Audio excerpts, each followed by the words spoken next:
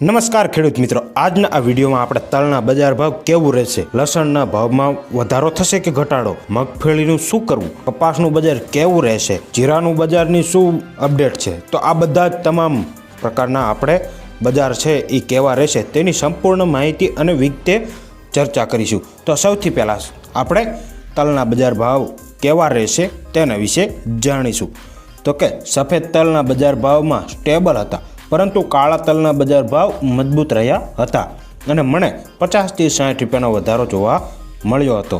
પણ તલના બજાર ભાવ હાલના તબક્કે બજારમાં કોઈ મોટી મૂવમેન્ટ નથી, પરંતુ કાળા તલ બજારની અફરાતફરી જોવા મળી રહી છે। ત્યારે કાળા તલનો સ્ટોક બહુ ઓછો પડ્યો છે અને જેવા વેપારીઓ આવે તેવી તેજી આવી જાય છે। આ વર્ષે કાળા તલનો પાક ખૂબ ઓછો થયો હતો, જેના કારણે બજાર આટલું વધી ગયું છે।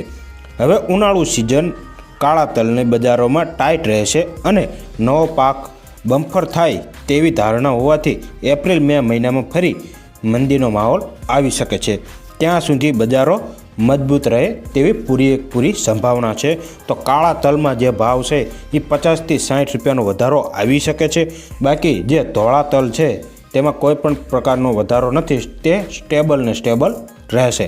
હવે વાત કરીએ લસણના ભાવની, તો કે લસણના બજારમાં તેજીનો તબક્કો હાલ પૂરો થઈ ગયો છે અને ભાવ ઊંચો સપાટીએ 200 થી 500ની ક્વોલિટી મજબૂત ઘટી ગયા છે। ત્યારે લસણની બજારમાં આગામી દિવસોમાં હવે વચવેલી કેવી આવે છે તેના ઉપર આગળના બજારોનું આધાર રહેલું છે। ત્યારે દેશભરમાં નવા લસણની વચવેલી આવી રહી છે અને તબક્કાવાર નવા ઊંટી લસણનું વેચવેલી વધે તેવી ધારણા છે। આ સંજોગમાં લસણના ભાવમાં આગામી દિવસોમાં વધુ ઘટાડો જોવા મળશે તેવી ધારણા છે। મધ્યપ્રદેશમાં નવા લસણની આવક આગામી સપ્તાહમાં થોડી વધારે થાય તેવી ધારણા છે અને દેશભરમાં લસણના વાવેતર હવે પૂર્ણ થઈ ગયા છે અને ગત વર્ષની તુલનાએ 40% વધારો થયો હોવાનો અંદાજ પણ લગાવવામાં આવે છે। એટલે હવે લસણના ભાવમાં થશે ઘટાડો અને જેમાં 200 થી 500નો ઘટાડો તો થઈ ચૂક્યો છે અને આજે ઊંટ લસણ છે તેની વચવેલી જે ધારણા છે તેના સંજોગમાં આ ઘટાડો જોવા મળશે। હવે વાત કરી લઈએ મગફળીના બજાર ભાવની, તો કે આપણા માર્કેટિંગ યાર્ડોમાં મગફળીની આવક ફ્લો ઘટી રહ્યો છે। એક સમયે ધારણા હતી કે ટેકાની ખરીદી ખુલ્લે બજારને ટેકો આપશે, પરંતુ એવું કાંઈ બન્યું નથી। મગફળી જાત મુજબ સરેરાશ 900 થી 1200ની વચ્ચે અથડાઈ રહી છે। આર્થિક રીતે મજબૂત ખેડૂતોને નીચે બજારમાં વેચાણ ન કરતા મગફળીના ઘરના ગોડાઉન ભરી દીધા છે।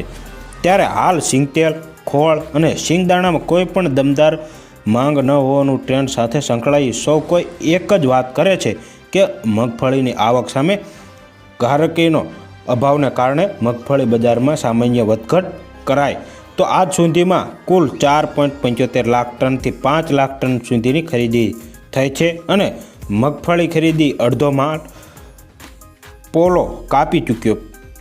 પલ્લો તો કાપી ચૂક્યું છે અને ખરીદીનો છેલ્લા તારીખ 9 ફેબ્રુઆરીએ છે અને સરકારની ખરીદીનો ટાર્ગેટ 11.20 લાખ ટન મગફળી છે।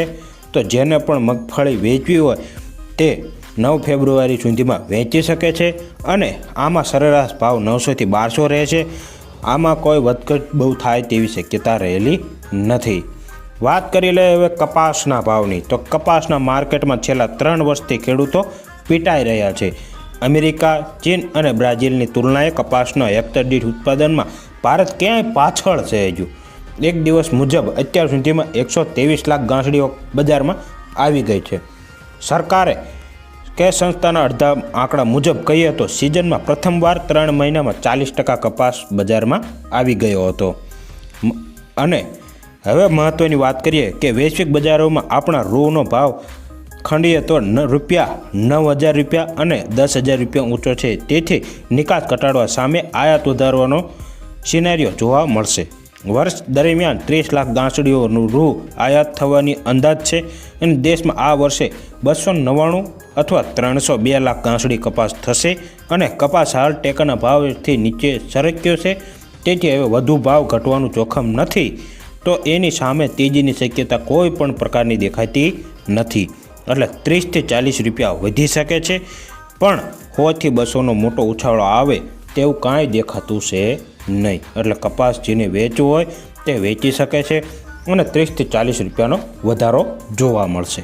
હવે વાત કરી લે જીરાનો પાકમાં ખરીદીની. તો કે જીરાના બજારની વાત કરીએ તો દેશમાં આ વર્ષે જીરામાં 1થી 1.10 કરોડ બોરીનો પાક થયો હતો, જેમાં ખેડૂતો પાસે હજી પણ 30થી 40 લાખ બોરીનો સ્ટોક પડ્યો હોવાનો વેપારીનો અંદાજ છે.